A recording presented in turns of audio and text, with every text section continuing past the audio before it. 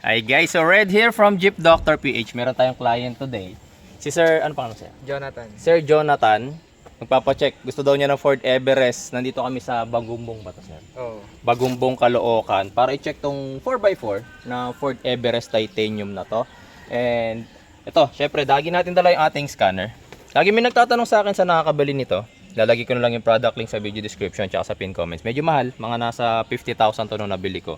Ngayon nasa 44,000 na lang ata. Okay, so check muna natin guys itong Ford Everest. Yan. So ni-request ko kay client, sabihin kay buyer na before anything else, wag paandarin yung makina. Hanggat maaari. Mas malamig yung makina, mas maganda yung pag-check namin. Tapos unang ginagawa ko lagi, scanning. Okay? So ito yung ito yung full option.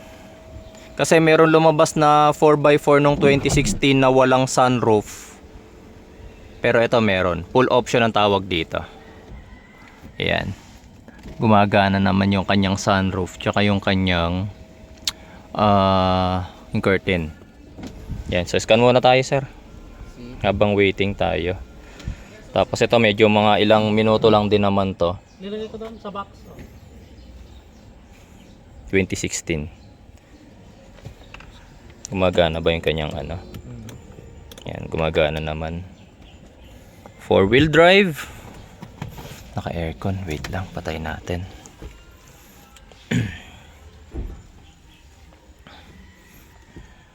Health report. Yan. Habang nag-i-scan tayo mga bossing, inspect na natin yung exterior. Medyo marumi lang dahil nagamit daw nila kahapon. Naulanan. 2022 naman sir yung kanyang manufacturing date, 14th week ng 2022. So mga 2028 pa ito may expire. Tsaka makapal, Cylon nga lang, Teramax, Cylon Teramax. Sa body may mga part na kagaya niyan, scratch, tsaka paint chips. Sir, makisuyo nga po ako sir ng hood. Pasensya na po sir ha. Ayan. May siya sir, no? Oo, yan. Ayan. Nasa likod konti. Apa. Ito lang sir. Okay sir. Ito, ang kanyang engine bay. Marumi. Okay lang yan. Marumi. Basta maayos. Ang mahirap yung marumi na hindi pa maayos. Sa coolant sir, walang sign na naghahalo yung kanyang coolant tsaka yung langis. Kulay pula yung ginagamit niyang coolant, which is correct naman. This is a 5-cylinder 3.2 liter diesel engine. 4x4 or 4-wheel drive. Yan. Langis niya medyo malinis pa. Mukhang bagong change oil to. Nakapalit lang.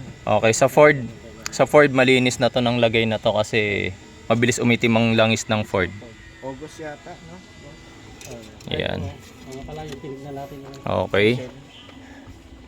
Sa kanyang oil filler cup, wala rin namang sign na naghahalo yung coolant tsaka yung langis. Silipin natin kung may mga sign ng leak sa engine. Ayan. So habang hinihintay ko matapos yung scanning, doon na tayo agad sa sir. Ano lang kasi to sir insulation. Minsan syempre sir, na rin to, 2016, so 7-year-old. Suporta. Medyo na lang talaga yan sir. Katagalan, nasisira rin naman talaga yan. Bunat yan Oo. Ito pinaka-anuhin mo dyan sir. Kasi kung original pa niya to, ayun, lambot na malapit na tong pumutok or magbiyak. Gusto mo palitan muna yan kasi sobrang lambot na yan ang unang papalitan. Yan. Tapos dito tingnan natin sa body. Pareho-pareho naman pala yung kanyang gulong. Sir, pagdating sa scratches, dents, ikaw ang bahalang mag-decide ha. Ay kagaya niyan ha. Cosmetics kayo po. Sa akin sa condition lang tayo. Okay, dito sa interior. Gumagana naman. Yan. Gumagana naman. Dito ayos din. Okay. Reflex blue. Actually gusto ko rin yung kulay na reflex blue. Pero kung ako talaga yung mamimili, white tsaka yung sir, sunset red. Yun talaga ang pinaka gusto ko. Tapos ito, dapat gumagana yung lift gate. Gumagana naman. Yung pupuan, dapat parehong gumagana. Ay wait lang sir. Sir, makisuyo nga po nung nyo sir, second row. Yan. Yan din po sa inyo, sir. Sige, okay na yan, sir. Okay na yan. Ganyan lang. Okay yan, sir. Okay, thank you po. Yan. Gumagana naman pareho yung kanyang power seats. Reclining seats. Yan. Ayos. Dito, kumpleto ang tools. Jack. Early warning device. Wala na yung kanyang key. Wala na yung tire key niya, sir. Iba ba yung ano niya? Lug nut niya? Ay, hindi na kailangan ng key nito, sir. Tapos, dahil 2016, medyo ganyan na yung kanyang rotors. Makinis naman, pero kinakapa ko, sir, medyo siguro mga nasa 50% na lang yung kapal ng kanyang rotor. Ay, yung rotor, yung brake pad. Pero matagal pa naman, 50%. Makapal-kapal pa ng konti, pero kung medyo mitikuloso ka, palitan mo na ng Okay, so tapos na yata tayo scan. Ito, sir, tapos na.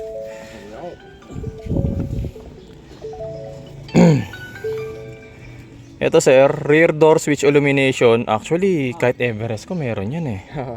Headlamp control module. Ano lang to, sir, minor. Yung sa headlamp control module, yung low, yung pag-adjust lang ng high low niya. Rear door switch illumination, yun din, pareho lang yan, sir. Dalawa talaga nilalabasan, yung passenger door module tsaka itong driver door module. Pero bukod doon, walang ibang lumabas. Okay, so pero road test muna tayo. Test drive. Clear ko muna to. Yung road test ay yung second scanning yung mas importante, sir. Clear ko muna to. Another thing na chine-check natin, sir, battery life. Okay. Wait lang. Okay. So eto, din 66, kaso hindi naglalagay si Motolite ng kanyang cold cranking amps standard. So gawin natin, lagay natin siguro kahit mga 600 CCA. Measurement, sir, 209 CCA na lang siya, ha. Baba na. Oo, sir. Ano na lang yan, sir, katumbas na lang yan, sir, ng Papalitan mas mababa pa sa 1SN. Medyo malapit ng bumigay ito, ha. 200 CCA na lang, boss, eh. Automatic pa naman to, tas 4x4 pa. Baka Oo, battery po, opo. Okay, so sa pang ilalim silipin natin, mga bossing, kung tawag dito. Kailangan talaga bago. Ayan. Pang ilalim, brakes niya wala namang leak. Walang leak. Tingnan natin kung may leak sa transmission tsaka sa makina. Sa ibabaw kasi kanina wala eh. Dito natin silipin sa gilid. Ayan.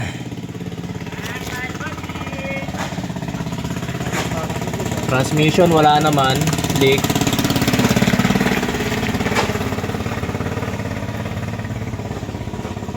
Okay, wala namang leak sa makina, sa transmission. Dito sa differential wala rin, pati yung rear brakes wala rin namang leak. Okay. Wait lang. walang sense of leak. Wala naman, sir. Reserve tire natin. Bago pa, ha? Di pa nabababa ang reserve tire mo, sir. Sige. Kita ba expiration? Hindi natin makikita, sir, pero kung ito pa yung stock tires niya, 2016 ang manufacturing date nito. Pero reserve tire naman, sir, eh. Ang reserve tire naman hindi naman talaga yung ginagamit pang travel. Saglitan lang hanggang makapunta ka lang talaga ng vulcanizing shop. Parang lang, Hindi pa nabababa, may balahibo pa eh. Oo. parang yun yung stock. Ito guys, so itong bibili na second hand car ni sir, kapag ka magte-test drive kami, ang lagi kong ginagawa, ang aircon lowest setting lang lagi, kahit 1 or 2. Tapos kailangan mapalamig niya yung ating loob ng sasakyan kahit lowest setting lang siya. Sa temperature naman, siguro kahit mga 22, ay mga ganyan. Kapag kaya niyang palamigin ng yung fan mo is 1 lang, maganda pa yung kanyang aircon. Pero kapag kailangan na mataas na yung fan para lang lumamig sa loob, pangit na yun. Ha? Kasi ang Everest sir, mukha lang tayong kita sa labas niyan pero tinted to, 'di ba? Yan. Tapos maganda rin naman kasi yung insulation ng Everest kaya mabilis lumamig ang Everest eh. Kaya kailangan at least 1 lang. 1 or 2, ayan. 2 pwede na siguro. Yan. Tapos 4x4, testingin natin lahat yan mamaya. Okay? Tara guys, di na ako makakapag-video ah. So ngayon naman guys, makakapag-video tayo dahil si buyer naman yung magte-test drive ng sasakyan. Kaya tayo makikiramdam naman tayo sa suspension tsaka sa brakes. Sige sir, kaya medyo matagtag okay din yan. Para maramdaman natin.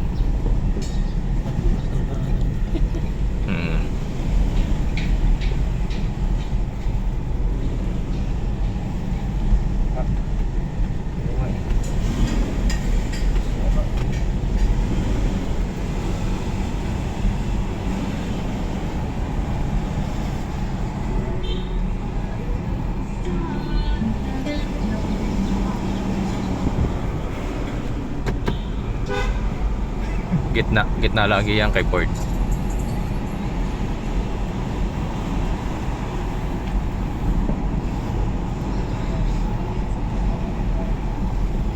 Okay, so tapos na kami mag-test drive.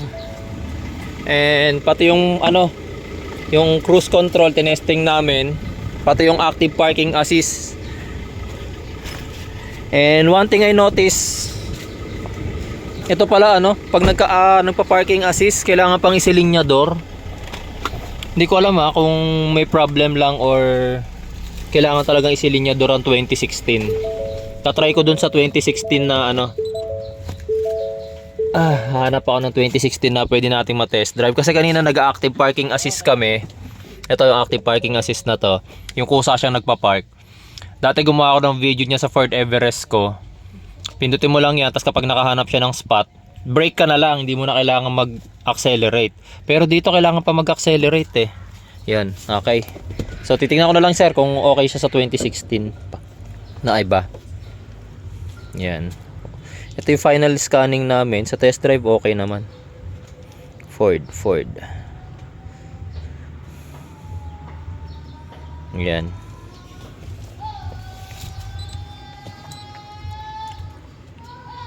Kung ano ilalabas dito, seryo na yun ha.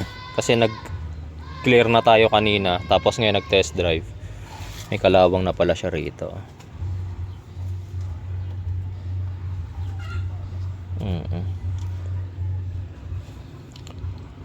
Kalawang yung part niya.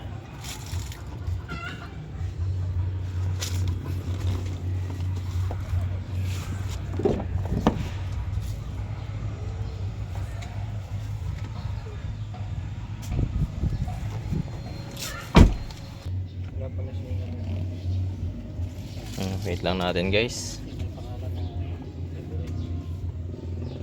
High beam. Meron po. Okay naman sir. Yun lang sir yung lumabas yung sa headlamp bumalik. Hindi ko alam kung bakit siya bumabalik pero sabi niya gumagana naman doon, di ba? Pwede mo ba i-check, boss? Hindi, naman siya sir, yung distribution actuator. Yung dyan lang. Oo, headlamp leveling. Minor lang naman yan sa headlamp. Basta importante gumagana siya. Yan. Tapos, eto ngayon, yung isang bagay na papakita ko sa iyo, yung tungkol do sa susi niya. Wait lang. Ay, kailangan gumagana to. Wait lang, sir. Dapat gagana, bubukas yung mga bintana. Gumana naman. Bumukas yung sunroof. Aangat lang yan, sir. Ayan. Tapos kapag dinoble lock mo naman, sasarado lahat. Okay. Magana naman. Likod. Yung likod, yes, yung sa tailgate. Magana naman. Ayan. Tapos remote din ulit para isarado. Okay. Magana, sir. Basta dalawa susi niya, importante rin yun. Okay. Regarding sa presyo, sir, sa negotiation ninyo, kayo na po magde-decide kung anong usapan nyo ni client, ni seller po dito. Ha? Papasili po pa sa akin yung document, sir. Ay, pwede ba? Oh, pwede. Kasama naman sa checking ko eh. Boss!